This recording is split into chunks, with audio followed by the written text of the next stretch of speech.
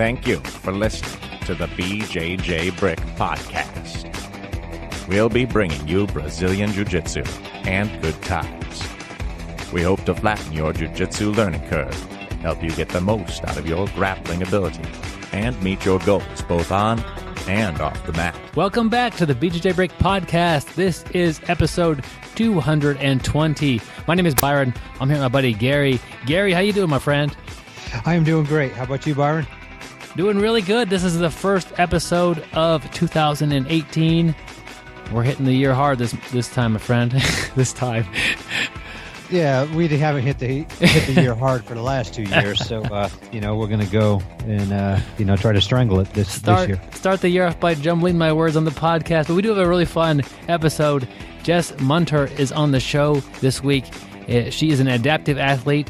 She got a brachial plexus injury during birth, basically. She'll tell you her story better than I could ever. And she's doing jiu-jitsu. She's doing great at jiu-jitsu and very motivational as far as inspiring people to get on the mat. And a lot of people think that they probably couldn't get on the mat. Listen to Jess today. And if you have some friends that are considering it or a little shy about it, have them listen to Jess. And I think that'll be a great thing because it was awesome talking to Jess. Yeah, definitely stay tuned. She's an incredible adaptive athlete, very inspirational, and it's going to bring a smile to your face. You're going to feel better after listening to Jess talk. Yeah, Gary and I were talking before the show, and really, I've learned a lot in the process of these years as we've been doing this show, and I definitely have changed my feelings toward jiu-jitsu, and it's become more of an off-the-mat benefit with. It's not really about learning how to defend myself or learning how to fight or jiu-jitsu even better. There's so many more things that jiu-jitsu is doing as I try to become the best I can at jiu-jitsu. And I see this over and over again with the people we interview and the people that I see on the mats. There's so many great things, and Jess is just a shining example of that. And also we have to offer a congratulations to Jess. The interview did it about maybe even 6 weeks ago, kind of up on our interviews. And in that time, she has since received her blue belt. So congratulations to Jess for getting her blue belt. I knew she was close because she was competing with some blues and doing very well against them. And now she's got the blue belt. So congratulations, Jess, from the BJJ Brick Podcast. Definitely congratulations, Jess. Wear that new blue belt with pride. That's awesome.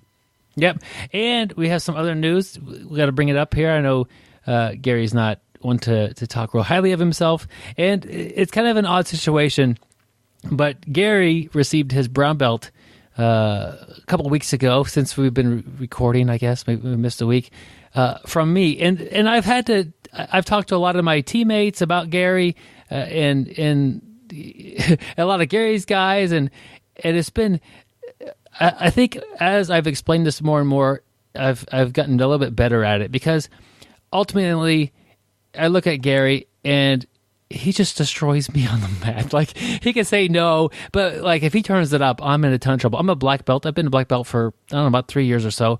And I can't hang with Gary when it comes down to it. If we're both trying really hard, my goal is to slow him down. And so I'm looking at Gary. He's got a pro belt on for, I don't know how many years. How many years, Gary? 8 or 9? Gary's training has not been at all geared towards a belt. He trains with a group of his close friends, and they are all really good at jiu-jitsu, and that's kind of the situation he's in. None of them really big deal the belt, or by process of elimination, they would have to go somewhere else, because Gary is pretty laid back on belts. Now, when his guys compete, he puts them in the proper place to get good matches. But here I look at Gary, and it's like, there's no way he's a purple belt, but I'm more of a friend and a teammate than I am. I'm not Gary's coach. I'm not that. But I don't know about that. Somebody has to do this, because it's clearly not. It's gone well past the time of Gary wearing a purple belt, and I was like, well, I guess it's me, it's a fellow teammate, handing him a brown belt, which I was honored to do. But it's kind of awkward handing somebody a belt that's still lower than yours, and they could beat you up pretty good. But I've heard nothing but great things about Gary from everybody who knows him, and a lot of happiness in the community locally that Gary got that. He definitely doesn't train for the belt. He doesn't train a lot of gi. He put a gi on that day, and he rolled with me, and he did great. So, but it's not been at all a priority to the fact to where I had to sneak it on him. I probably wanted to shut up. Yeah, but Gary, it was a fun day. I think a lot of your teammates were very happy for that, and everybody agrees it's been a long time. And if I, like I said, I felt like handing it to a friend or a teammate, not handing it to you as a coach, because that I've learned more from you over the past several years than you've picked up from me. But anyway, congratulations, Gary. Definitely late. Yeah. No, but thank you. It's a definitely honor. If I want to get a belt, coming from you, that's who I want to get it from. To be honest, I do consider you a teacher, an instructor, a professor for me. I have learned tons from you. You have no clue what I've learned from you. You were the one who, probably one of the guys who kept me going when I first started. I guess when we first started, not a lot of people showed anything, and you were better than me when we first started. Your learning curve, you took off. I was a slow learner, and you would show me stuff. You were the only one who would actually let me work a little bit, when you could have just beat me up. And you have showed me a lot, but even more, you have helped me with a lot of stuff, like just thinking about jiu-jitsu. We're all unique individuals. I'm a guy, I just want to train. I don't really want to drill that much. I don't really want to learn new stuff. I just want to perfect what I have. And, you open my mind to a lot of different thoughts and make me explore different things. So, I know you don't feel that way, but, you are probably one of my biggest inspirations to in this sport. So, I appreciate it, and it's an honor to get a brown belt under you, Byron. So thank you very much. Yep, and I would have done it like 4 or 5 years ago if I would have been thinking. But anyway, you surprised me. I did. I had no clue. Yeah, that. Like I said, you probably wouldn't have showed up that day. One of the things, we've been trained at the same building for, I don't know, 10 or 12 years. This big building where the law enforcement trains, and they let us come in there and help them and train with them on the weekend. And it's been a great bonding place, and it won't be long, and that place will be moved. And I thought, man, we got to do it at the old place, because that just has so many great memories and so many good times, and so many people that have gone through there and learned jiu-jitsu from Gary and had a lot of good I never times. thought, I didn't think about that, but that's awesome. Yeah, because really the memories are incredible there. The people I've met there, and the training I've got there is unparalleled. Gary, we are on a new year, as we mentioned already, and I was reflecting about goals and thinking of kind of like the off the mat lesson and bringing that onto the mat. I don't really believe in doing New Year's resolutions, and I know you could probably find a earlier podcast where we probably talked about them and really set some or something. I'm sure I did, but anymore, if I figure out a goal and it's December 20th, I used to start the goal right then. If there's a goal worth doing, don't wait to start it. Do it now. And so same thing, if it's, you're probably not listening to this on January 1st. I don't think it'll even be out by then. But I don't know what day is Monday. But it doesn't matter. The calendar doesn't care. If you have a goal that's worthwhile, start it right away. And I do have a new goal that just started a week or so ago, and it's been going good, and it's helped keep me grounded. And it's a goal that I don't know a lot of people that have. And it was about a week and a half ago, I purchased one of those bracelets, and you think about like the classic, like Live Strong yellow bracelet that supports some cause. Not Live Strong. It's supporting one of my teammates has a kid that has cancer. Nothing more difficult and challenging than that. And the teammate comes in and he trains about twice a week, and I think it's a great place for him to just escape for a little while as they're dealing with this as a family. It's just opportunity just to change and to help keep himself kind of grounded, I guess. And it's impossible to understand what's happening in his head and in his family. Like, I've never been in that situation. I can't pretend to imagine that. But he had little bracelets that show support, and I say yes. I would like to wear one of these. I never really wear a bracelet before. I wear a watch, but got a bracelet, put it on, and I look at it sometimes, and I reflect about how really how fortunate I am and how much I'm pulling for this family to have a great outcome. And a couple days go by, and I kind of come up with the idea, I have no right to complain about anything in my life. So my, not New Year resolution, because it's been going a couple weeks before New Year's, but my thing that I've been doing is I don't complain. I don't complain about anything. I try my best not to. And I've told my wife, if you catch me complaining, tell me, and I will take that bracelet off my right hand and put it on my left.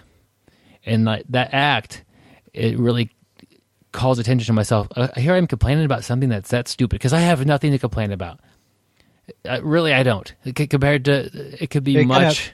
It almost sounds like you're complaining that you have nothing to complain about, Byron. Okay, I'll maybe move the bracelet. But it's just a simple thing that a goal that I've noticed that, sure, everybody complains. But if I can catch myself saying it, and then I could not say it and take it back, that it takes away some of the power of the negativity of the complaint if you don't say it. So if I think of something negative, I definitely don't want to say it. If you say something negative, you definitely don't want to do something negative. These actions kind of get bigger as they go. So that's just been my, I could say New Year's resolution, but really the thing I've done most recently to have a positive effect on my life and to really reflect on how good things are going. Byron, I was kind of, like what you said, I've never made a New Year's resolution. I was a guy, like you said, that just did a resolution when I felt like doing something, changing a behavior. I didn't care what date it was, I did it.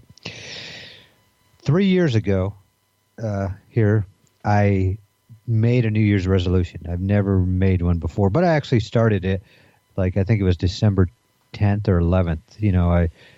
I decided I was going to stop drinking pop. And it was something that I drank a lot of, and you know that, Byron. I drank a lot of. I'd come over to your house and either have a pop of my own or like, hey, Byron, you got one. And that's what I did. And, I think it's a terrible habit. I really like to drink it. But that was the only time I've ever made a New Year's resolution. Even though I started early, I decided like December 10th I was going to do it. And instead of waiting because I figured if I wait, I was going to drink as much as possible in those next 20 days and, kind of almost like stock up. So I just stopped that day. But I still considered a New Year's resolution because that was kind of the thought behind it. And, here I am 3 years and never touched one. So, it was weird because I never thought I'd do a New Year's resolution. And but I did it that year, and it's made a big difference in my life. So, if you have a New Year's resolution and, maybe you don't want to start it till New Year's because you want to eat a little bit or whatever. But, it's good to start it like when Byron said, start it when you think about it. Don't worry about the day. But, even if you do start it on New Year's and you eat for a week before you do it, man, at least just start it. And, let's get some good habits and try to keep to our resolutions. There we go. Gary, I remember you saying that you were done drinking soda pop, and I'm like, man, okay. And you're still doing it, man. I can't believe it. I mean, I think I can remember you coming in with like a 32-ounce cup and rolling with that as your beverage. That was it, too. I would take a break and drink some Mountain Dew. That was crazy. But that's kind of what I used to do. And in these 3 years, I did have one sip, but it was by mistake. Me and my daughter were at a restaurant, and she was drinking some Sprite or something, and I had water, and I grabbed the wrong cup and put it in my mouth and spit it out like you wouldn't believe. It scared me. I didn't know what I was drinking. But I just had to, I used to always try to quit, and I would, allow myself to have one when I'd go out to eat or something, and that would lead to one that day, and then I would get right back on the horse. So I just had to quit cold turkey, and now I just drink water and green tea. That's about it. Man, I'm impressed. Thank you, Byron. Speaking of impressed, I know all of our listeners will be impressed with Byron's audiobook, the first year of BJJ. How you like that, Byron? Oh, that's a segue and a half right there. Yeah, yep.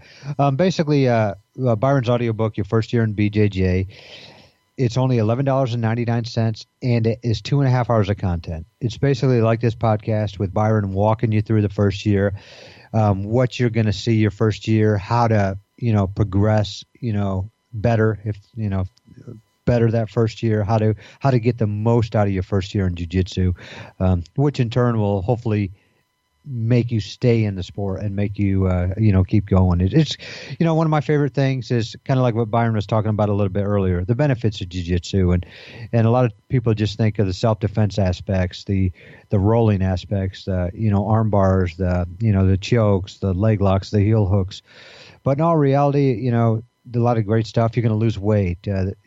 How many people have been rolling that don't take medicine anymore? They may have started when they been taking medicine when they first started, and they've lost weight. It's just some great stories. Confidence. Confidence is a huge thing, and you'll hear about that. With our guest Jess here today too. Confidence is just unbelievable, and that's. In my opinion, that's the one thing that jiu-jitsu has done the most for me. And not confidence that I can walk down the street, pull guard, and choke somebody out. It's more of confidence that I don't care what happens to me in a given day. Nothing is going to be tougher than what I've felt on the mat. I can conquer anything. Jiu-jitsu has given me the tools to succeed in life. And I've played a lot of sports and done a lot of stuff, and nothing has affected me as much as jiu-jitsu has, in my life. So definitely check it out. We have a link to it in the show notes, and I think you'll love it. And they make great New Year's gifts. There you go, and help you do those resolutions if it's to do jiu-jitsu. Bruce Lee. What do you think about Mr. Lee, Byron? I'm a fan of Bruce Lee. Wish there was a way to get him on the podcast, Gary, but we could get his quote. Yeah. What Bruce Lee said, a fight is not won by one punch or kick. Either learn to endure or hire a bodyguard. But once again, a fight is not won by one punch or kick. Either learn to endure or hire a bodyguard. Byron, do you have a bodyguard? No, I'm going with the more affordable method of learning to endure. And not make a lot of people want to attack me anyway. But yeah, I think in jiu-jitsu, it forces you to learn to endure, because even if you submit somebody real quick and you're training, so what? Slap hands and do it again. Like, it's not a one-time deal. I think kind of it's looking at some martial arts where they think they could do it like a magic punch, and just suddenly, okay, that guy's almost dead. He's going to be in the hospital for 3 weeks. Next guy, but really. Self-defense fighting, it's an ugly business. It's a business. It's an ugly thing. You're gonna get bloodied up. It's gonna be an uncomfortable thing. You're gonna have to learn how to endure, and that's what training does. That's one of the beauties of jiu-jitsu. I also think here in Wichita we had a police and fire boxing matches. I didn't get involved in that. I'm definitely not a boxer. Have you seen my nose? It's huge. Anyway, I don't like getting hit in the head either, or in the body for that matter. But kind of a wimp. But basically there were two different training camps, one for the police, one for the fire. The fire guys got together and they basically fought every time. They got beat up. A lot of them got injured. Some of them had to drop out. And the police learned how to box. They were doing different techniques, and they were learning, jab cross, and they were hitting pads and mitts. And really, the fire guys did way better. I'm not just saying this. I think they lost 1 out of 10 matches. And because they had been in fights every time they had gone and trained. And some of the police, it was the first time getting into a boxing fight. And they're like, oh, this isn't what I anticipated. And just they were learning to endure the environment of a boxing match, much like you endure a rough jiu-jitsu roll, or if you're getting in a street fight altercation, you're going to have to endure a little bit before it's all over. You know what was funny about that is I saw some bantering back and forth on Facebook after that was over. And, like you said, from what I'd heard, the firefighters had won the majority of them.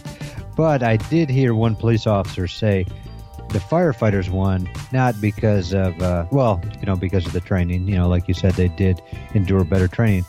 But you guys can train on the job during slow times, and they couldn't, so I did hear some excuses. Oh, well. But, yeah, that's an awesome quote there by Bruce Lee. Once again, a fight is not won by one punch or kick. Either learn to endure or hire a bodyguard. And we didn't cover the other half of it. Expensive. Yeah, the bodyguard is the other option, Gary. Yeah, and that's expensive. If you look at Gary, everywhere he goes, there's two large guys wearing sunglasses with earpieces in. He doesn't want to learn to endure. He hires these guys. Yeah, it's easier that way. Well, that wraps up the quote, and I think it's time to get on with the interview with Jess Munter. He is the most interesting grappler in the world. Working with a group of scientists, I attempted to train a group of leeches to drain cauliflower ear.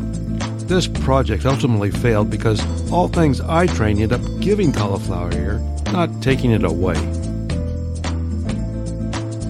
As a teenager, I got fired from my pizza delivery job because I kept offering free pizzas if you could tap me out.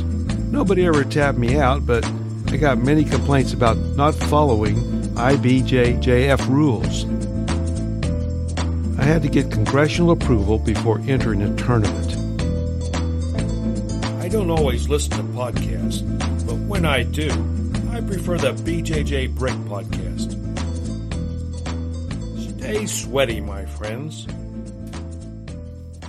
All right, my friends, I'm happy to bring Jess Munter to the BJJ Brick podcast. Jess, welcome to the show.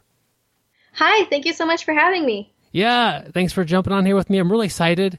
Got a recommendation from our friend Brian Freeman. He's been on the show a couple of times, and a very great person to have on the show. Interesting, motivational, and I just like keeping up with Brian as he's progressing in the martial arts and continuing to have success in his journey. And he messaged me and said, "Hey, you got to talk to Jess."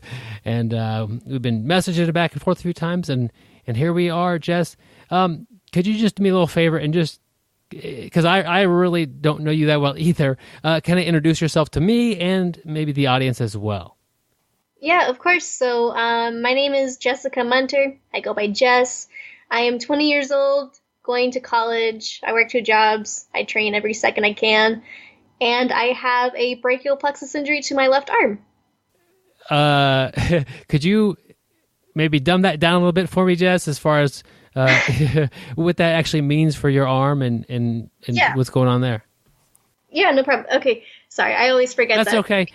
I don't mind calling myself dumb on the show. I do it all the time.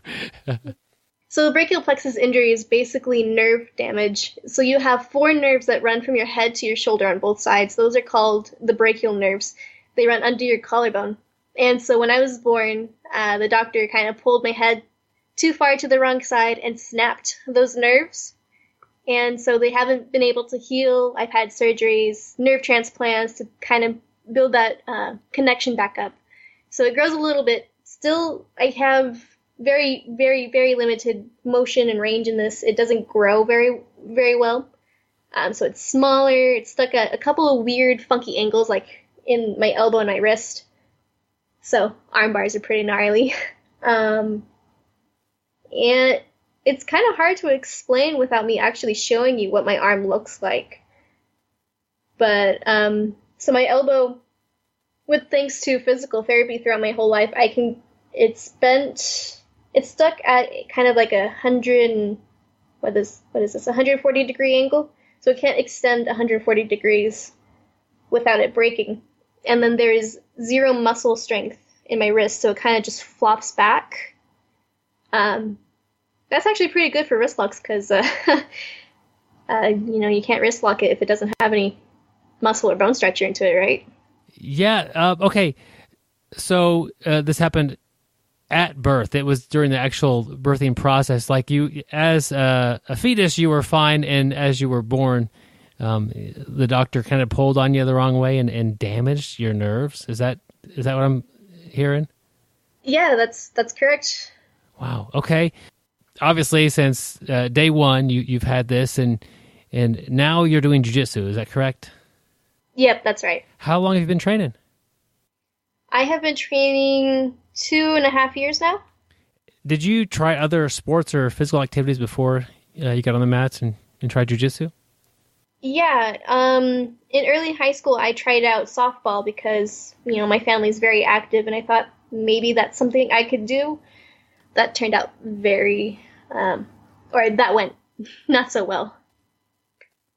So what in softball were you able to do, or how did that go? So since I can't use my left hand, I got a right-handed mitt, or, just the catching mitt that went on your right hand. And so I was good at throwing since my right arm is strong. So they had me in outfield so I can catch the ball and then throw it.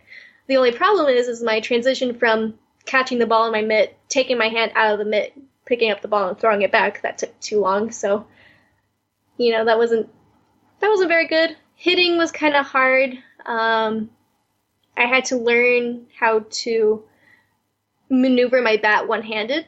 That made my wrist very strong, though, so I have a very strong grip in my right hand. It just didn't go very well. Not good at catching, transitioning, so that just kind of ended around my junior year. And why did you choose softball? We don't need to get real deep into this, but why opposed to like something like soccer or something like that? My mom actually coaches softball, and so she really encouraged me to get into it. Plus, with soccer, I am very clumsy on my feet. I cannot run. I will trip over my own self. Well, well, good thing you have jiu-jitsu because you don't need to run or throw a ball. So, yeah, we don't run, and if you're listening to this and you don't really know much about jiu-jitsu, a lot of times we start off and people just sit down, as weird as that is, but you'll have very competitive athletes who are like some of the best people in the world will start a match by literally sitting down, and that seems weird, but it's kind of like you're getting into a position that you're comfortable in or that you're wanting to perform from. So, kind of not great results in softball. You said you kind of gained some strength in your wrist, so I guess that's a plus. Was it more frustrating than you think it was worth? Oh, yes. I would remember just getting very upset after each practice or after each game. I would feel pretty bad about myself when, my coach wouldn't put me out onto the field. And I totally understood why they didn't want to, but it just made me feel like, there was something wrong with me when that wasn't really the case. It's just, limited access to what I could do. Eventually, I think you said you're about 20 years old, and you found jiu-jitsu about 2.5 years ago. So maybe, were you in high school still when you started training jiu-jitsu? I was. So I live in Washington State, and we have what's called a running start program.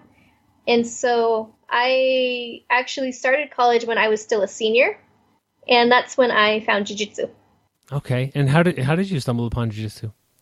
Well, I've known about jiu-jitsu my entire life. My uncle teaches and trains Brazilian Jiu-Jitsu and Judo. And so, that's kind of been around my whole life. I just didn't like it, or I thought I wouldn't like it. I just saw a bunch of sweaty guys rolling around.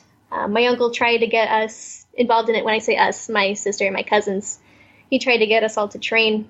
But I just made the same excuses everyone else makes today. I can't do it. I'm not strong enough. Or in my case, my arm won't let me do it. And so that's why I never did it. So when I went to college, there was a self-defense class going on. And I thought maybe this would be a good place to learn how to do some self-defense. I was the only one that showed up. And the two guys that were teaching it, Jeremy Seta and Luis Alvarez, are actually now my coaches. I asked them how they came upon teaching self-defense, and they said, we train and teach Brazilian Jiu-Jitsu. I'm like, oh, okay, I know what that is. So I'll learn what you can teach me. And since I was the only one there, they spent almost 3 hours just going really in depth and helping me adapt techniques, like if I was attacked. And I just kind of really liked it. I liked, learning how to defend myself. And so afterwards, Luis kind of invites me to go to his gym. He's like, hey, if you want, you can always come to my gym in Ephrata. He told me where it was, and then I showed up the next day. I think I caught him off guard. I don't think he was expecting me to show up at all. So that was pretty funny. Yeah.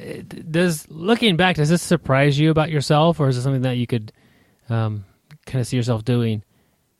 Oh no, this was very out of character for me back then. With my arm, I was bullied a lot, so I was shy. My self-esteem was non-existent. I'm still pretty awkward right now, but it was a lot worse back then.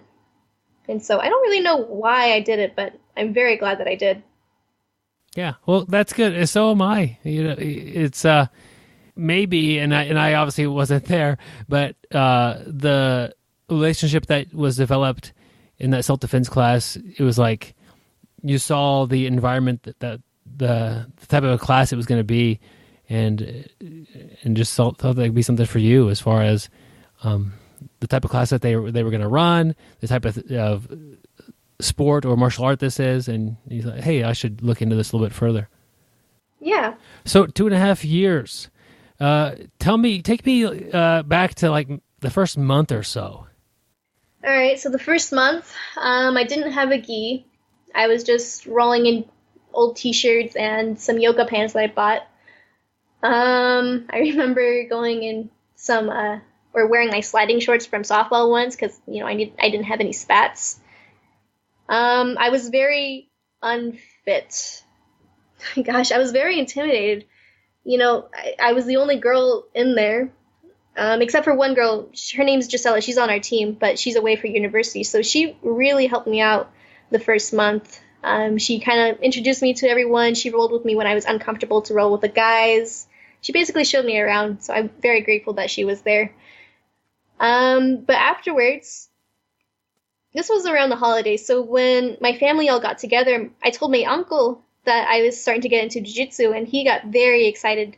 He bought me a gi that night, and that kind of, yeah, he bought me my first gi, my belt that came with it, and that's kind of, after I got the gi, I'm like, all right, well, now I got to stick with it, I can't waste $120 that he spent for this.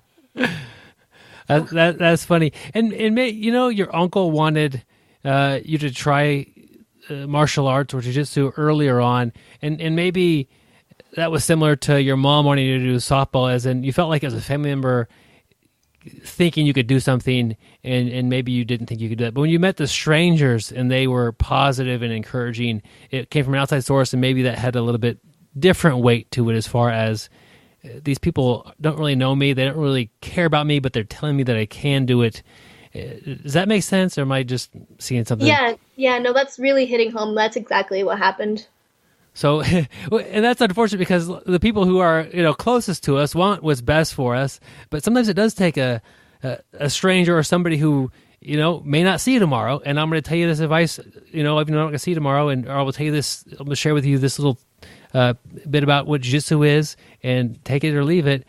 And you took it, and it seems like it's had a great impact from basically, having no athletic background to now you're on the mats as much as you can. Mm-hmm. Oh yes, I actually just came for the mats. So you are a full-time student?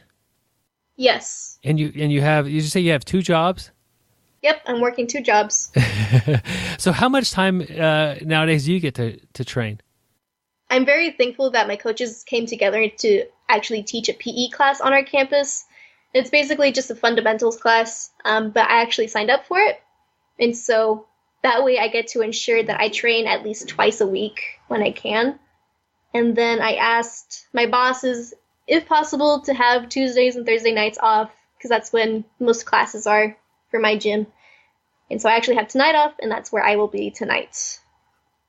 All right. It's, part of everyone's jiu-jitsu is figuring out when to fit jiu-jitsu into the rest of your life. It sounds like you've done that quite well. Yep. It's challenging sometimes, but it's doable. Jess, what are you studying? Well, right now I'm just whittling away my associate's degree, my general education, and then I plan to transfer to university next year next fall quarter to study psychology, to become a counselor for disabled children. Wow, that is an awesome goal. And, looking way back in the interview, like 4 minutes ago, we were talking about how sometimes a stranger, that your jiu-jitsu coach, before you actually met them and got to know them, had that positive impact on your life because it wasn't somebody who was a family, and they weren't trying to just help you by giving you like a false encouragement. And I think that's a great path for you to meet a bunch of kids that are struggling in similar situations that you were in, and be that person time and time again. Yeah, I'm really hoping that I can be that person. I wanted to be that person, especially since, when I was a child and going through counseling and stuff, I felt they didn't have a strong connection with me. They didn't really understand what I went through, so I couldn't open up to them. So I know my disability isn't going to be the same for every child, but if they can see that I can relate on at least 1% of a little spectrum, or understand a little bit of what they're going through, then maybe they'll feel more comfortable to open up and getting that help. Looking back, did you have much counseling that was good, or maybe a person that was good for you, but they did differently, or any sort of positive, or was it all pretty frustrating? It was all fairly frustrating. Just because I was very stubborn, I thought nobody understood what I was going through. And I jumped from counselor to counselor a lot, and I think that had a fairly negative impact just because I couldn't get attached to one person, and my parents kind of just said, oh, this isn't working, time to try another person,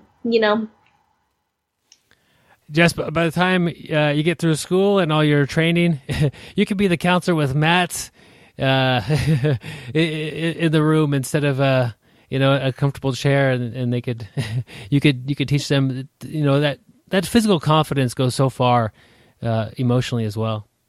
Yeah, I was actually thinking about that. If for example, like if I have my black belt by the time I finish my residency, maybe I can open up a gym and do like a counseling jiu-jitsu combination kind of thing. Who knows? Yeah, definitely possible, and that would be a great way to help a lot of people. What off-the-mat benefits have you received from jiu-jitsu? Oh, so much. I am a more positive person. I suffered through depression majority of my life, still kind of struggle with it today, but as I continue with jiu-jitsu, I just see that depression like just whittling away time after time. I don't have much anxiety anymore. It's not as strong, not as persistent. I am more organized, surprisingly. I don't know if that's from jiu-jitsu or just from growth, but I am more balanced. Like I'm not as clumsy as I should say. I can stand on one foot without falling over, the typical thing, but I can actually run straight now. So that's a big improvement for me. And you mentioned having a difficult time running and not considering soccer. Does this? I know it affects your arm. Does it also affect your ability to run? Oh, yes. I guess I should have mentioned that. Because of my arm the way it is, the nerve muscles don't really reach into my shoulder. So on the left side of my back, there's hardly any muscle growth. So I have pretty bad scoliosis. So I'm just kind of leaning to my right side more often. And so I kind of tend to fall over my right side. And I think they tried to balance that out because for my nerve transplants, they took nerves out of my right leg.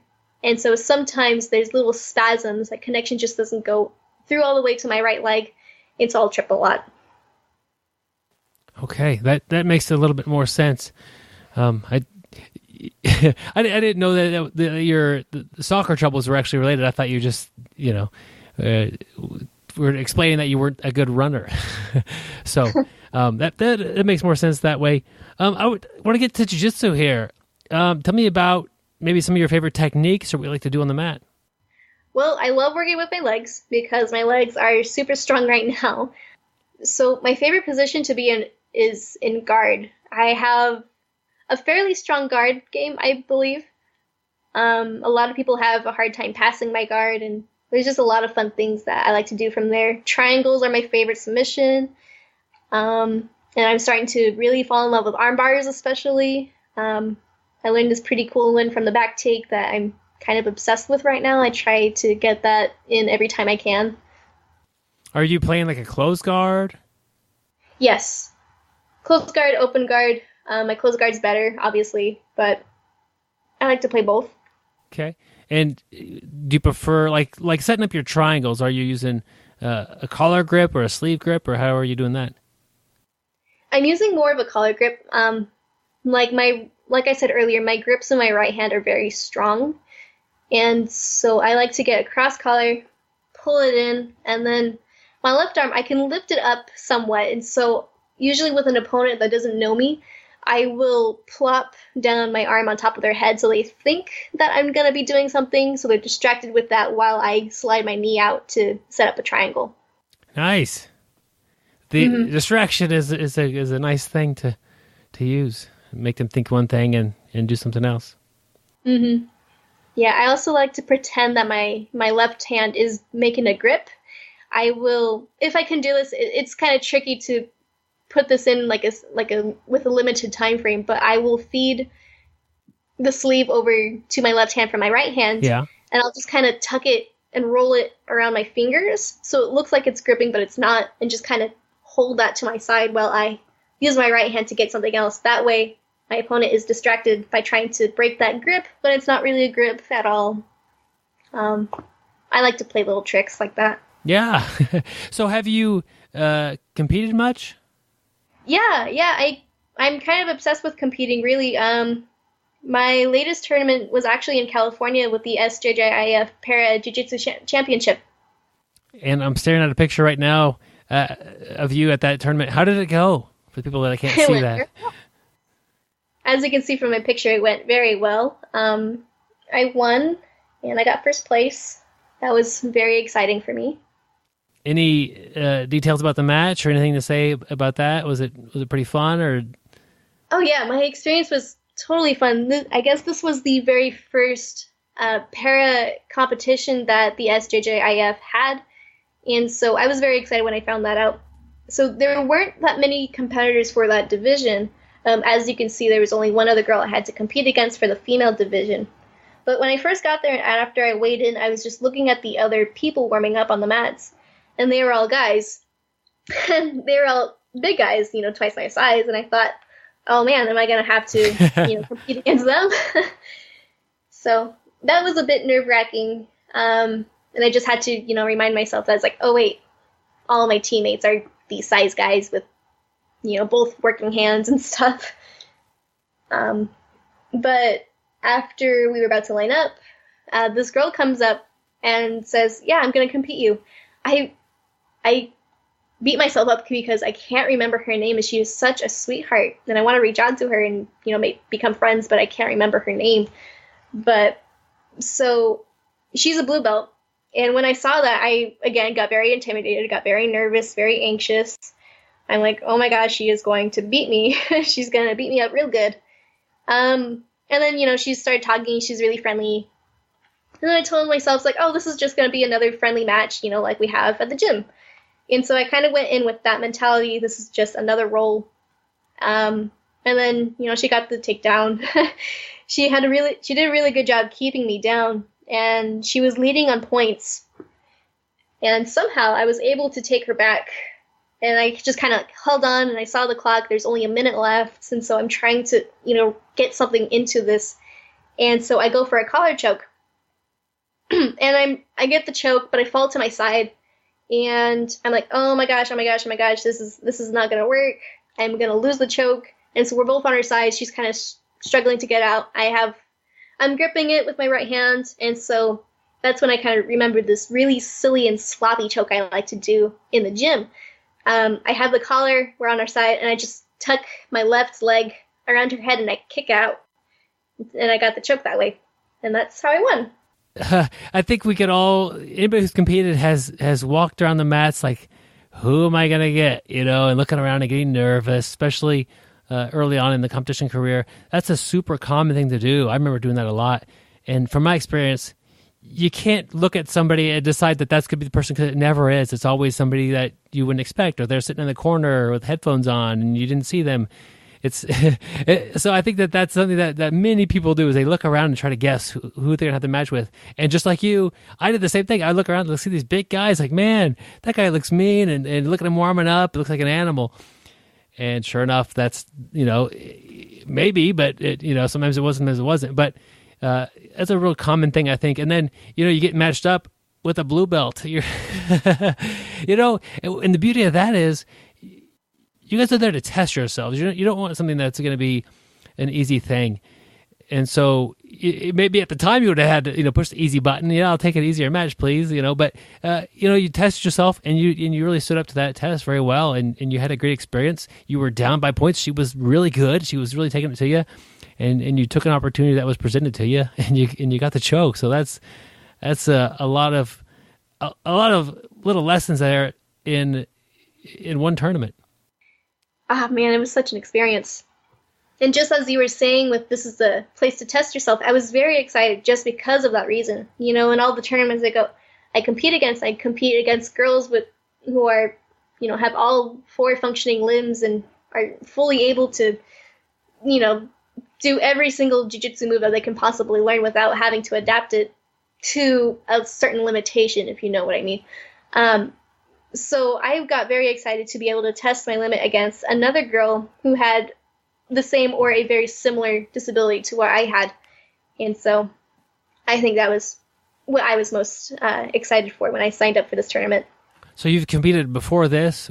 Yes. And was your experience positive, negative, or lessons learned, or were they a lot of fun? Tell me about those tournaments. All of what you just said, I picked them all. My very first tournament, I competed just 2 months into jiu-jitsu. I only had one gi, the gi that my uncle bought me, and I came to the mats one day, and my teammates, they're all just saying how excited they were for this tournament, how they're all signing up for it, and I'm like, oh, what's that? And I'm like, oh, well, we're going to compete in Tacoma in a couple of weeks, for the Revolution tournaments. You should come. I'm like, oh, no, I probably shouldn't. I've only been doing this for barely 2 months. I know nothing. And they're like, well, that's, how you get started. Just sign up. You'll compete. You'll have fun. We'll go out for dinner afterwards. I'm like, all right, sure. I'll sign up then. And so I signed up, and I lost, of course. But it was such a fun experience. It was very awe-inspiring, I think. It just kind of lit this fire that hasn't gone out just yet, and I hope it never does go out. But I lost pretty bad, but it was so much fun. The girls I went against, they're all higher level. I was fairly new, but they taught me a lot, and I learned a lot from their other coaches. You know how you're coaching someone, you're yelling at them what to do, what not to do. And so I kind of picked up on that, and I learned a lot of techniques in such a short amount of time from the other people around. And I think that's what I really like about competing, just how much you learn out of the experience. And then, so that was my first tournament. My second tournament was with the same organization. I ate a lot, so I decided to go up a weight class so I didn't have to cut the 5 pounds. Silly me. But gosh, that just a few pounds really makes a difference. So I usually compete in the 115-pound range. So with gi, you're at 118 pounds. And so I went up to the 119 to 129, I want to say, or 129. So it was 119 to 129. And I weighed in exactly at 119 that day.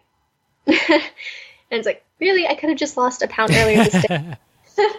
But, oh gosh, anyways. And so I was going against the girls who, cut 10 pounds to be in that weight class.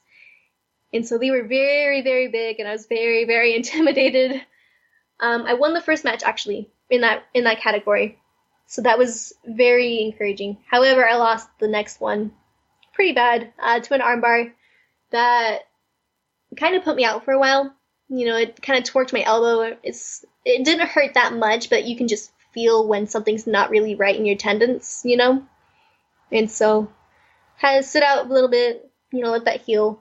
And then I competed again in the same category I was beforehand, in the 115 range, and I lost again. I think I've been competing or training at this point for maybe a year and a half or something like that. And I just remember getting very hurt, like emotionally hurt, because I lost and I was training so hard to do this. I thought maybe I can be that person to, go up on the podium and be like, look what I can do, with my one hand. But I lost. And I lost by points, so I hung out with the 5 minutes. And I think that's why it emotionally hurt me so much, is because I just lost by 1 point, But, my coach, he just kind of gave me this little motivational speech afterwards. He's like, Jess, you're not sad because you lost. You're sad because it's, like, not fair. And I'm not saying that it's not fair. I mean, life's not fair. But, those girls had an advantage over me. They trapped my good arm. I couldn't do a lot. But you stuck through it. You won because you couldn't get tapped out. And so I think that really helped me. Just kind of encouraged me to keep competing and to keep training. Sounds like you got a good coach that knows when to give you a little support. Oh yeah, Luis is great. He helps me out with so much more than just jiu-jitsu. He's like a life coach, actually. So something I kind of picked up on maybe more in your first tournament, maybe just explained it a little bit better, but you viewed it as an experience, not as a match. And I think that's a huge thing that is important for everybody. If you train for 2 months to do a tournament, you go out there and it's 3 minutes long, and then okay, that's it. I lost, or I won, whatever, and that's it. And you pack up and you go home. That's a lot of time, energy, focus, heart and blood, sweat, tears, that sort of thing, dedicated to like 4 minutes of activity. But if you view the whole thing as an experience with your team, or, if the traveling and getting to meet new people, like you talk about that, the person who you competed with in your most recent tournament is a really nice person. You wish you knew her name, but so you made some relationship there, and maybe you'll see her again in a different tournament. But there's so much more that can be gained than just the actual match. Yes, the match is important, and yes, you want to perform well, but view it as an experience, as a big thing, not just as today's my match. No, today is tournament day, and the prep is a big part of it as well. You're gaining a lot during the preparation part. So I think your first tournament, I think, it sounded like you really had that as, going to go out to eat with later on and hang out, and you learned a lot. Those are all great things as far as getting a lot more out of a tournament than just a single match. Totally, yeah. No, and I love the food afterwards. I really like to eat, and so my team, we always go out to Famous Dave's after our local and we just pick out. It's really fun.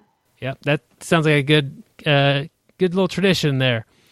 As you're explaining these tournaments and telling me like some details of your matches, I could imagine that you feel pretty safe training with your team. You got to know these people, and you get to trust them. But when you go compete with somebody you don't know, a little more intensity, and they don't know you from anybody else, and they really want to win, so it's a little bit more intense. Are you concerned about like not being able to tap out if that arises? If I'm armbarring your right arm, are you concerned about that, or do you verbally tap when you need to, or do you tell the referee beforehand, hey, watch out for me, or what's going on as far as that goes? Well, my right arm is actually the good arm. Okay. So but I don't worry like, about if I'm arm barring your good arm, are you able to tap out with some other way? Does that make sense? Yeah, I mean, I usually verbally tap. Okay. That's usually my go-to, just because, people don't feel your tap, or see your tap, or if I can't verbally tap, like if someone's choking me and I can't use my hands, I'll stomp my foot. So basics. But I get very scared about my left arm, because if it extends the angle where it's fused at, it will break instantly. It's very brittle, very very brittle bones, very weak. It's hard to defend. So I really try to just tuck my arm into my side and try to not let anyone have it. I do tell the ladies that I compete against beforehand about my arms, like, hey, this is the situation about my arm. If you armbar it, it will break. So I ask if you do decide to attack it, just go slow so I have enough time to tap. I don't ask them to, not attack the arm, because that wouldn't be really fair for them. I just ask that they go slow so I have time to respond. Yeah, I think that's a smart move, and hopefully, from what I've seen, the people that are doing jiu-jitsu have a lot of respect for each other, and nobody wants to get hurt out there or hurt anybody. Mm-hmm. You started training. I guess we'll rewind a little bit.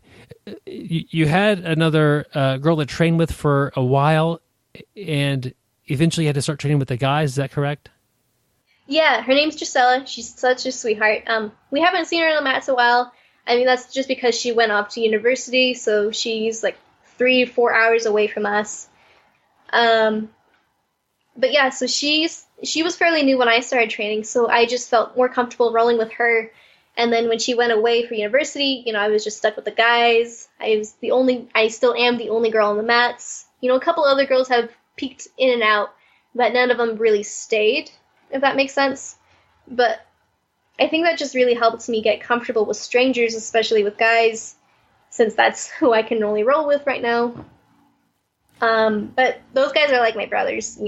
They like to pick on me, tease me, and they just help me every step of the way. They'll put me in weird positions, and they'll be like, all right, how do you get out of this? They'll help me learn different techniques and stuff like that. Just basic friendly teammates. That's good. Was the transition difficult for you to starting to train with the guys, or was it something that you found a couple of the guys that you're more comfortable with and started working with them first? Yeah, I really clung to a couple of different guys. I really clung to my coach, Luis. I clung to my teammate. His name's Chewy. Chubbs. His name's Victor. Scott. Freddie, Frankie, and Pancho. They all kind of took me under their wing. So I really clung to them until I began to get comfortable to roll with other people. And now it's kind of funny. Whenever there's new people coming in, Luis always sends them to me to roll with first. So that's a good sign for you. It tells me you're doing good. Yeah. He's not worried about you. Yeah, no, and I'm also kind of glad to be that person to kind of, help someone get a little bit more comfortable being on the mats and rolling with strangers. Yeah. Especially new women coming in. Well, cool. I'm sure that you'll build the program as the months tick by. Obviously people check out lots of different things, and lots of people come in and check out jiu-jitsu. Some people decide it's not for them, and some people like you really fall in love with it and stick with it. But a lot of that is the people that they're with. You would have picked 2 other coaches to teach that self-defense seminar. You might not have been interested. You might have got kind of a different vibe from them, or you may not have liked their style. And so, he sees your style as far as your friendliness and you're willing to help people who are new, and he's pairing them up with you because he's I'm guessing, betting that you have good odds about bringing somebody back and to stick with it. Yeah, I try. There's a couple of people that I'll message every once in a while. It's like, hey, haven't seen you in a while. Are you going to show up to the mats? Or they're like, oh, no, not tonight. Like, my friend Jeremiah, actually, he's my tutor right now for my math class. And he hasn't been on the mats in a while. And so every time I see him, I was like, are you coming to the mats tonight? He's like, no. And, he's got another class too. So that's a big part of it. But so hopefully he'll come back next quarter when his work schedule will let him. You mentioned that you feel like your team is full of brothers instead of just friends, and I know what you mean on that, because there is a difference there. Casual friends, you get to know them even years go by, and yeah, they're your friends, they're your buddies, but it's different in jiu-jitsu. You do build that brotherhood, sisterhood, where my friends, I'm nice to my friends. My people that I feel like they're my brothers or my sisters, not actually related, but, on the mat, like I do pick on them somewhat. like there's a different type of relationship there. You're okay to pick on each other, have fun at each other's expense, and really have fun. But then it also goes the other way, where if somebody's picking on that person, I got to probably like will defend that part of the family there. So I think that's an interesting relationship, and I could definitely see jiu-jitsu encouraging that sort of family style of relationship amongst people who you've known for even just a few months. That kind of that brotherhood or sisterhood type of relationship. What would you say to somebody who was in your similar shoes that you were? Let's put them back in high school. High school's a tough time. I don't know anybody who really coasted through high school and feels like, yeah, that was fun. But put a kid in high school and they're in your similar shoes and having kind of a tough time. What would you say that, like, should they try jiu-jitsu? What would you say as far as if they're listening to you now? Oh, definitely. Jiu-jitsu has changed so many lives for the better. It just really puts this positive outlook onto you. It kind of forces you to look at the positives. Like my good friend and coach Jeremy Sutter likes to say, jiu-jitsu is about trying to make things at least 1% better. You're in a really bad position. If you think about how you're going to try to get out, you can panic sometimes. So you just try to think, how can I make this at least 1% better? And that turns to 5%, 10%, 15%, and it just gets a little bit more better. And so with that kind of conditioning and training, mentally, you tie that into real life. How can I make this outcome that I don't like? How can I make this situation at work 1% better, instead of trying to find a way to get out of it? Like fleeing the scene kind of thing. You don't want to run out and fly away. You want to stay there and work through it. And so that's just really helped my mental game. I'm stronger mentally. I'm more happy. I'm a more positive person. I'm not as shy anymore. I'm more comfortable meeting new people versus, 3 years ago when I would have died and puked when I had to go meet a new person. Yeah, I could see jiu-jitsu making somebody a lot less shy. It's kind of interesting because your coach is kind of putting you in that role to where you're meeting a new person all the time. When somebody comes in, a lot of times you get paired up with that person, and it's not like you shake hands and exchange names. You shake hands and you're on the mat with somebody, and you're doing different techniques and that sort of thing. And it's hard to be shy, when you're showing somebody how to do a triangle choke or a sweep or something like that. You quickly get out of that. And I think it also helps with shyness is that you're in your environment. So yes, if it's your first day in jiu-jitsu, you'll be a little shy. This isn't where you're comfortable, where you're used to being. But once that becomes your home, the people come to you in your home, and this is where you're comfortable, and you get to meet people. And I could see jiu-jitsu being a great vehicle to help you develop people skills, and if any people kind of get a little funny with you, offensive skills, it is a great self-defense, obviously. And I think that what got you, here you went to self-defense class because you're interested in that. We've talked about it a lot. We really haven't talked about self-defense, but I know your self-defense has gotten a lot better, obviously, with jiu-jitsu. You're competing, you're training hard, you're on the mat with these big, tough guys, and you're getting a lot of benefits out of jiu-jitsu. Yeah, no, I really am. I'm also, learning how to teach too.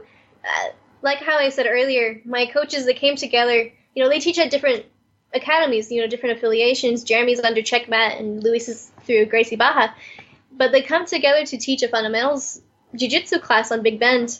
And so me and my buddies, Joe and Edward, and Frankie and Pancho, we all signed up to take the class together so we can kind of ensure to get the training. But we're also stuck into the position of trying to teach and, help instruct certain moves. We kind of branch out. We pair with different people. I've been helping out the ladies that have taken this class, just with their angles, their hip movements, and how to move, how to do the move. And I'm learning a lot myself by doing that. I'm learning not just how to teach, but to be a mentor, like, for other people. And I'm also picking up on different techniques myself. When I try to explain an angle, I'm like, oh, wait, you actually have to do this. And that helps my game as well. I don't know if that really makes sense, but I'm just learning a lot from that aspect. I fully believe teaching something is also a great way to learn it. You know, if I could teach you most of a technique and then you go share it with somebody else, a lot of times you figure out the rest of it as you're trying to explain it, and well, that's not quite right. How come it's working this way? And that the process of teaching is also part of the learning process. And anybody who's teaching and has an open mind will be learning as they do that as well. Mm-hmm. What would you say to somebody who's a little bit nervous about getting injured? Do you feel safe while you train? Do you feel relatively safe while you compete? Is that a higher risk stepping on the mat to compete than it is just to train? Or tell me a little bit about how you feel about your own personal safety. Yeah, so I feel very safe when I'm on the mats with my teammates because I know them, they know me, they know about my injury. I feel confident that they will remember about my injury. When I roll with new people, I always tell them about my arms, like, hey, be careful with this arm. You know, it's very brittle, it'll break if you tweak it, just one little small move. And they'll be like, oh, okay. And then they'll always forget. I know that they will forget. They almost always do. And so in the middle of the roll, they'll start attacking that arm, and I just, like, tap, and they're like, oh, but I didn't have it. I'm like, yeah, but you were, attacking my bad arm. And then they're like, oh, that's right. And so, just that communication is very key. If you have, any kind of injury, you want to let your sparring partner know about it. But I do feel safe. I do feel safe on the mats with my people. It's a different story when I go out to compete in tournament because, a lot of time your opponent is out to win. They're out to get you. They want that. They want to take that home, that medal, and you do too, of course. But, so they will do, kind of anything really to get that medal. But like you were saying earlier, and this is true everywhere I've been, at least with all of my experiences, everyone is very friendly in the sport. They care about you. They care about themselves, or they care about everyone, really. They're good about safety. They don't want to, injure their opponent. They just like how you don't want to get injured yourself. And so, they'll take that into account and they'll respect that you can't do certain things and, they'll respect what you ask. But, I always have that fear that they're going to forget in the middle of the roll. They'll get excited when they have a position and they'll try to finish it, really fast. So one tournament, I actually told the ref and they're like, okay, well, we need to mark this arm. So they put like tape or a yellow band around my arm, or especially on the elbow. That way my opponent will remember not to armbar it too much when we roll. But with this class that at the college that I'm attending, that my coaches are teaching, there are certain people that I haven't rolled with yet. And we're getting later in the quarter, so I feel more confident or comfortable to roll with them. But there's just certain people that you can tell that they're out to get people, if you understand. Like, they have a really big ego. They're there to show off. I don't like to roll with those people. You can kind of tell who they are. They just have that look, or they're really rolling hard with everyone else. And so when one of those people or when someone like that asks to roll with me, I do get very nervous. I get kind of afraid for my own safety just because I don't want them to hurt me. And usually these are guys twice my size, 3 times my size heavier. I'm very light. They're in the 200-pound range. I'm barely in the 100 range. And so I do get a little bit nervous or afraid.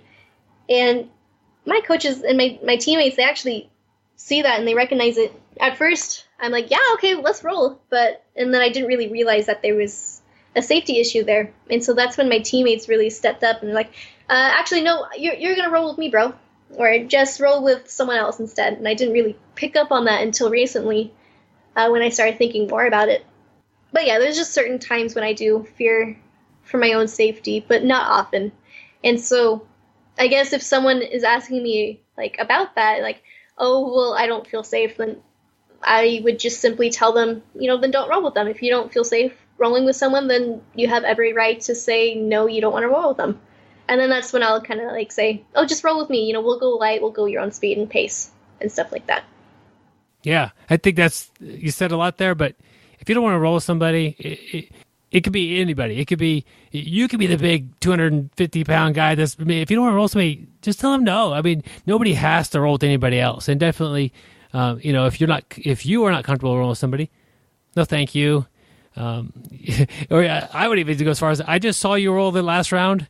I'm going to pass on that. Like you're trying to kill somebody out there. Like I don't have a problem saying that, and there are a couple people that I don't roll with because I think my chance of injury skyrockets with a couple of people. So there you go. I don't, and I've been training since 2002. So if I'm declining people, and it's not like, there's a difference when they're on your team because you have to address that. But if you're like maybe at open mat, and like, no thanks, man, not today. And if they have questions, I'll tell them. I feel like my chances of getting hurt with you is pretty high, and my big thing is I don't want to get hurt. I want to keep training, and I want to have a healthy body, and and I've looked, and if they argue, I'll kind of like, well, look, you injured that guy over there, you broke that guy's rib, and you could just say, I just saw you rolling with that guy, a bit intense for training. You might take a step down a bit, and maybe we'll roll next time or something like that. But yeah, I think, and that is a big thing, is to trust your instincts. If you're nervous about rolling with somebody, listen to that. You're picking up on cues that you may not be fully aware of and be able to actually verbalize, but your people are very observant, and trusting the instinct is a great thing. If your gut's telling you, I should not roll with this person, that's probably a good idea. Mm-hmm. So I'm big on safety on the mats, and part of that, it is part of having that good team. Your teammates were stepping in and saving you from having to have that awkward conversation. Hey, no, you're rolling with me today, buddy. Yeah. And that's just part of having a good team, and they were able to do that for you. That's awesome. Jess, our time is running a little bit short, but we got still has plenty of time here. Anything else you want to talk about to the people who are listening? Yeah, I just want to thank a lot of people who've helped me out. My coaches, my teammates, God's helped me out a lot too. It's just crazy to see how he works. When I was going to the self-defense seminar, almost 3 years ago, I was very shy. I didn't want to go. My friend told me about it, but I just feel like he was telling me, you should go to this.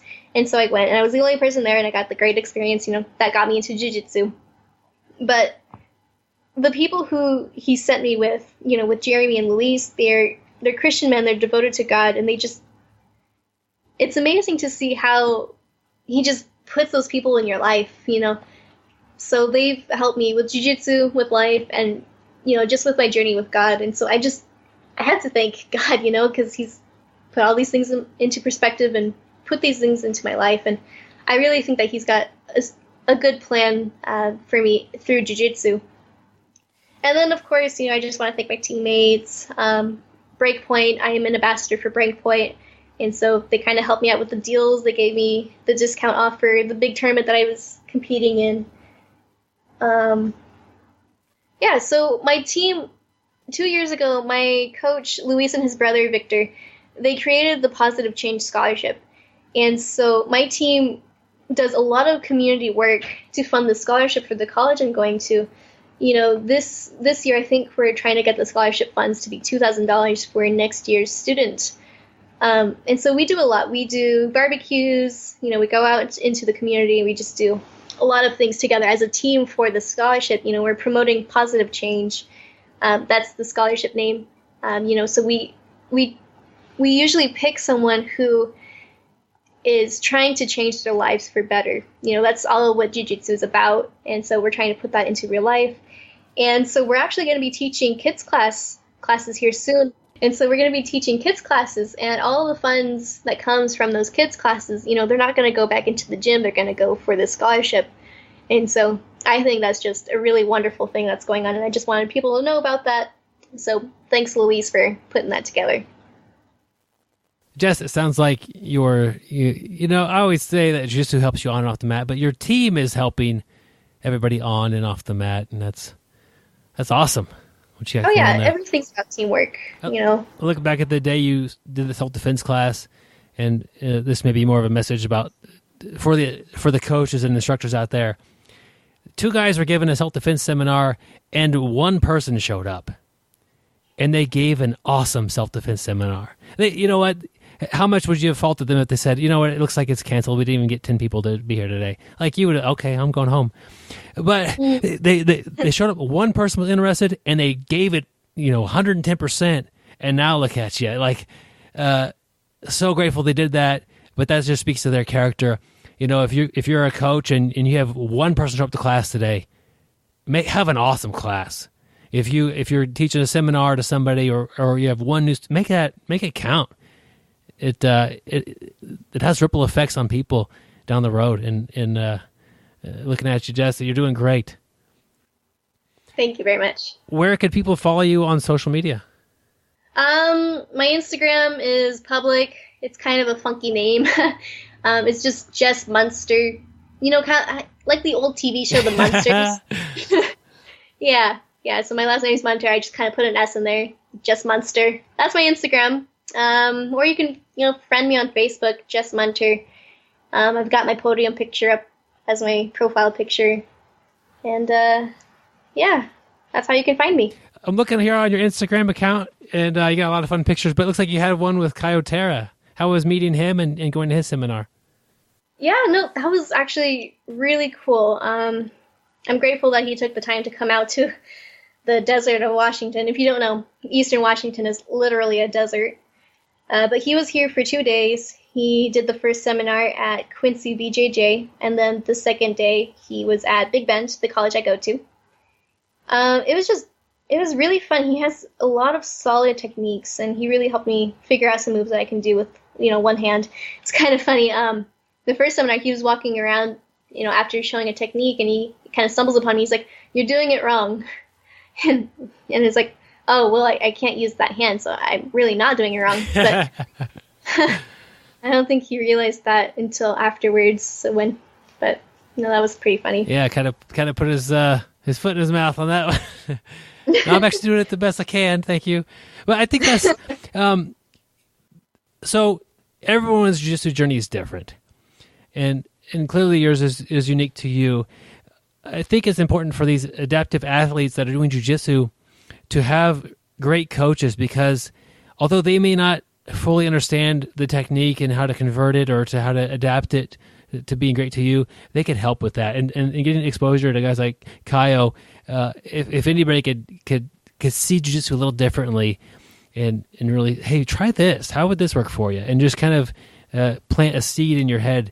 And a lot of your game is going to be figuring things out, how it works for you. But having those great coaches and great seminars and people coming in and helping you will really help speed that along. But I think everybody has to figure out jiu-jitsu for themselves, some degree. But I don't know. I think that getting those, having the great coaches you have, getting some exposure to one of the best jiu-jitsu athletes in the world, that is awesome too. Yeah, no, and since you're on my Instagram, you can see that I recently went to a Girls and Geese event at Foster Academy. That was so much fun. I learned so much from the ladies there. And if any ladies are listening right now, maybe you aren't in jiu-jitsu, these Girls and Geese events are a great way to start, because you're with females only, there's no guys around. So that's a little bit more comforting for females, just getting into this. But everyone's friendly. You're there just to teach. It's not competitive at all. And it's a great way to make new friends. And so I just kind of wanted to put that out there. Yeah, that's a great organization, and we've had some members talk about them before. That being said, you don't have to go in and think that eventually you'll train with the guys. If you go to a school that has a girls' team, you don't need to have that in the back of your head as well. In a week I got to convert over and start rolling with these big, sweaty guys. It could happen if you want it to. Not that sounds appealing, but for you, you're the only girl there at your school, and you're in that situation.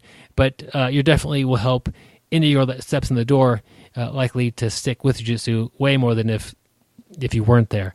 But I see a roadblock for a lot of women. Like, well, even if there's the girls that roll with, I don't want to roll with the guys. Well, then don't. Just go to jiu-jitsu and, maybe call or make a little Facebook group of which class you're going to go to this week or whatever, and go and train with them and make that happen. And, some people become comfortable with guys. Some people don't. You can still do jiu-jitsu either way. Yeah, and I haven't had any girls, express that they just want to roll with me before, but I have mentioned that, for new girls coming in, it's like, hey, I know you may not be comfortable rolling with these smelly guys, so if you want, you can just roll with me. I'll teach you the techniques that I learned. We can meet one-on-one, work together and such.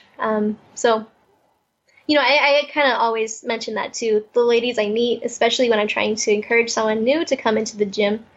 I'll tell them, it's like, oh, well, you don't have to roll with the guys, you and I can work one-on-one. We got access to the mats, I got the keys, let's go. Man, that is awesome.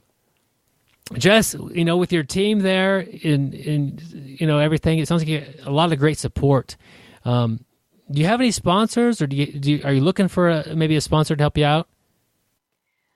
I do not have a sponsor. I am an ambassador through Breakpoint, but, it's not a sponsorship. I am looking for a sponsorship. It would help me out so much, especially since, I'm from a low-income family. I work 2 jobs to support my family, so I don't get a lot of that money back into my own pocket. So yes, I would love a sponsor. However, I think it's a lot harder for a white belt to find a sponsor because, I am just a white belt right now. So I think that has a large factor in who will pick up, white belt as a sponsored athlete. That's, that is part of it. But talking to you for about an hour today, you communicate very well. You speak well. You're very positive. I think you'd be a great athlete for somebody to sponsor and to get behind. A lot of times these companies will sponsor, black belts or, world-class athletes, and they don't really help them very much. The athletes could care less, but I think a good company that wants to get behind you, support you and what you're doing, that would be fantastic. And we'd love to hear that happening. If anybody wants to get a hold of me, I'll pass the message to you, or, and you also gave your social media contacts and that sort of thing as well. But we have a very aspiring, motivational athlete here, and she's going to go far in jiu-jitsu, and she's going to help her team a lot. And I think you'd be a great person to sponsor. Thank you so much. I would really appreciate a good sponsorship. Jess, thank you so much for being on the show with me. Yeah, no, thank you so much for having me. Big thank you to Jess for stepping up and coming on the show and talking with us. And like I said, congratulations for the blue belt. She got that since the interview. She's very motivational. She is looking, I know we have some gi companies and some different apparel companies that listen. If you want to sponsor an athlete, you can't do wrong with Jess. You have an up-and-coming athlete, very motivational story behind her. She speaks very well. She'd be good at promoting any brand. So give her some contact info, or give her a shout. And be cool to work with her. So she's looking for some help, and she wants to do great things in the sport and with other people. So helping her out would be cool. Gary, this week we've got a fun article from our friend at the BJJMentalCoach.com, Gustavo Dantas. That's his website, and he's, what, I'm impressed by his site. He's putting stuff up pretty consistently, always very good content. And he's got a post that's about 3 proven methods for gaining self-discipline, which we could all use, especially as we're talking about, the new year, to help us with our resolutions. Yeah, and self-discipline really makes life easier. And if you just think about this example, if you go to the store and you buy a bunch of cookies and you bring them home and you put them on your table and you see them throughout the day, you're going to have to resist that a lot. That takes a lot of discipline. But the workaround would be to just not buy those at the store. And suddenly, you don't have to think about resisting those cookies. You don't have to, okay, I just won. No, they're not there. And that's an easy way. Having the discipline at the store makes the whole situation, the diet, and the home life easier because they're not there in front of you. And that's the first tip, is remove temptations. And that would be out of sight, out of mind. So if there's something that you're trying to to defeat, and I think with a lot of us, diet is a big deal. Just don't have the stuff in the house is the easiest way. And if you have a family and they like to eat the cookies all the time, that's an easy example. Try to get them to cut back, or to maybe just eat them when you're not around. Still, if you're the one going to the store buying the cookies, that could change very easily. Switch them out for some healthier snacks. So, some healthy cookies. Like an apple or a banana, or just something else. Just replace it. That is good. Tip number 2 from Gustavo: don't wait for it to feel right. To improve our self-discipline, we have to change up our normal routine. Byron, you probably have a normal routine. You go to jiu-jitsu on certain days. I go to jiu-jitsu on certain days. But when we change up our routine, it's awkward. It's uncomfortable. It's something that, we're not used to. And, he goes and, talks about, habits of behavior are in a certain part of the brain, and talks a little bit about that. But, he says when a behavior becomes a habit, we stop our decision-making skills. And, we just function on autopilot. It just happens. But breaking a bad habit and having a good habit, not only requires us to make decisions to get to that point, it doesn't feel right. Like I stated earlier, it's uncomfortable, and it's going to feel wrong. It's going to feel awkward. It's not something you really want to do. Your brain's going to resist that. You've been doing it for so long. To change it, your brain's going to resist it. And what you need to do is understand that it's going to feel wrong. Embrace the wrong, as Gustavo says. It's going to take a while for the new norm to feel right and to feel good, to feel natural. But the biggest thing is, and we talk about this all the time, keep chugging along, keep pushing forward. Don't let anything stop you. It's going to happen. Sooner or later, it's going to feel right. It's just going to take some time. So, it's repetition. It's doing it, not stopping, getting that practice in, that repetition, and pretty soon it's just going to feel it's going to be the new right. So definitely don't wait for it to feel right. Yep. Your body and your brain will have changes. An easy example would be smoking. Having never smoked, I can't come to like a complete authority on this, but when you stop smoking... Maybe you should start. Try it. When you stop smoking, it's hard. That day is miserable and you're craving, and then at a certain point, I don't know if it's weeks or months or even years, but it's not an issue. You no longer crave nicotine. You don't want a cigarette, and you're done with it. And that's the new normal. And you have to get to that point. And once you're there, you don't crave that soda pop. You don't crave that cigarette or whatever else you're trying to change as far as changing a habit. The last thing he has on here is forgive yourself. This is a big one. And move forward. So you have a new thing that you want to do. You've decided to quit this bad habit, and you're going for 2 weeks and you're doing really good, and then certainly it's possible. Okay, I slipped up today. I had a Dr. Pepper or smoked a cigarette or whatever it might be. Or a Marlboro. Forgive yourself and move on. Go back to where you were. If you dwell on it and make a big deal out of it, you feel guilty. You get angry. You get frustrated. Those type of emotions really don't help you build your self-discipline, and it can cause a negative effect on your whole goal. Just say, I made a mistake today. I'm not particularly proud of it. I need to get back on track to where I was. I had a really good 2 weeks. Let's do it again. And that's the correct path to getting back to where you want to be. Cool article here. And he kind of cites back to another article, but that's, man, every time I go to the BJJ Mental Coach, there's always cool stuff on there. We'll put a link to this on the show notes. Go check it out. And he's got a lot of other things that will help you improve your jiu-jitsu, especially the mental side.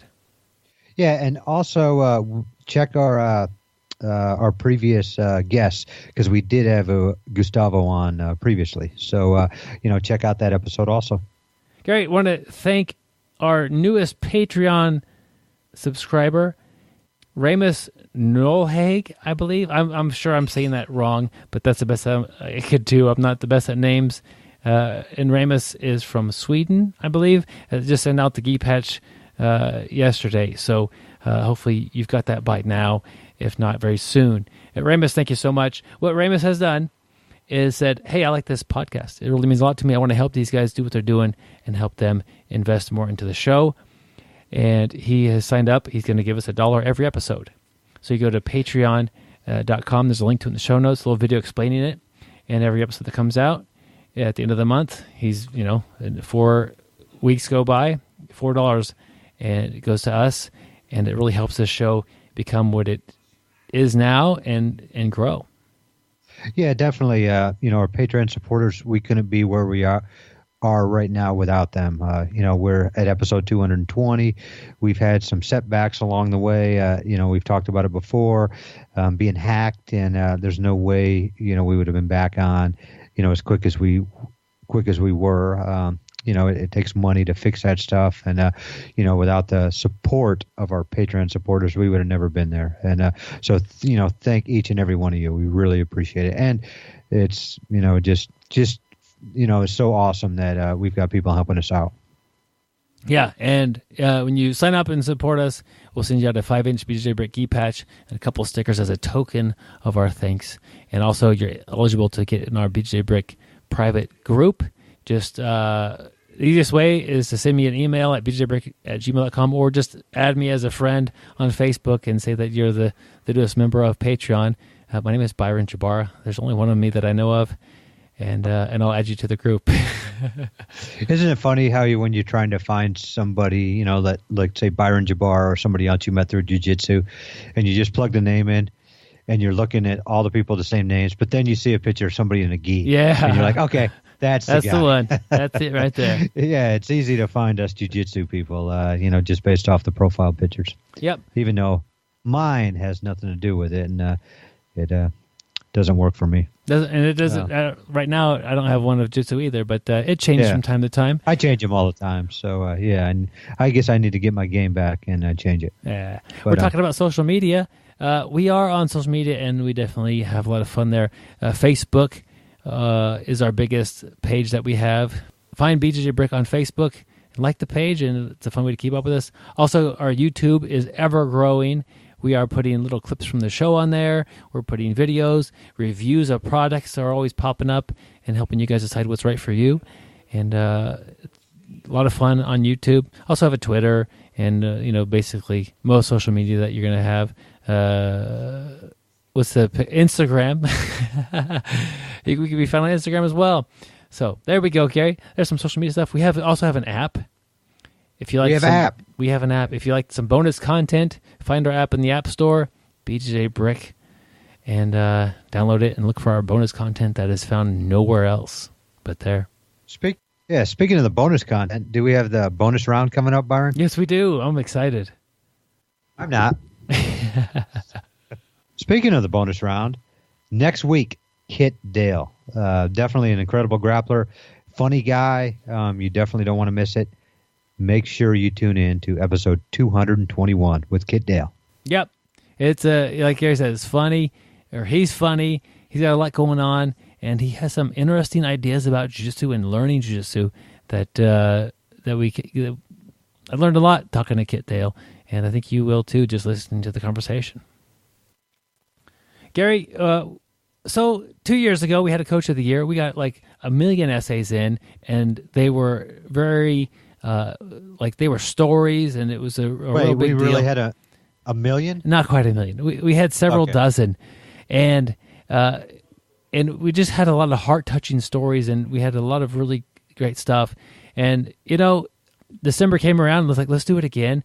And I take responsibility. I don't think I had it really in my agenda like I did last year to promote it. We got a few entries in. I showed it to a couple of the judges from last year, and they really couldn't get behind anything and make a decision as far as one standing out from the crowd.